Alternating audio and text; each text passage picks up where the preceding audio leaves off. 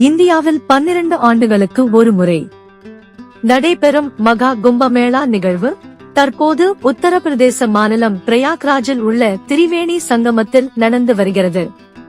இந்த மகா கும்பமேளா நிகழ்வில் தினமும் லட்சக்கணக்கான மக்கள் புனித நீராட குவிந்து வருவதால் பிரயாக்ராஜ் நகரம் பெரும் கூட்டத்தால் திணறி வருகிறது.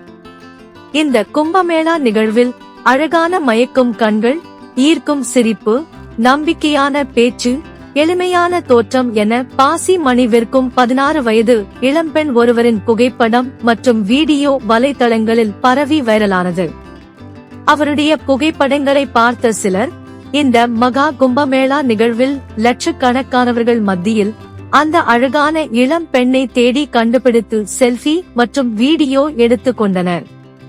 மோனாலிசா போஸ்லே என்ற பெயர் கொண்ட அந்த பெண் இந்த கும்பமேளா நிகழ்வில் கைகளால் செய்யப்படும் பாசி மாலையை விற்பனை செய்து வருகிறார்.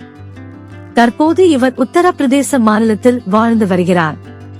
இந்த கும்பமேளாவில் மூலம் நான் உலகம் முழுவதும் அறியப்பட்டு தினமும் ஆயிரக்கணக்கானோர் என்னுடன் செல்ஃபி எடுத்துக் கொண்டாலும் என்னிடம் யாரும் பாசி மணி மாலையை வாங்குவதில்லை என்று வருத்தத்துடன் தெரிவித்து வருகிறார் இந்த ரியல் அழகி மோனாலிசா போஸ்லே.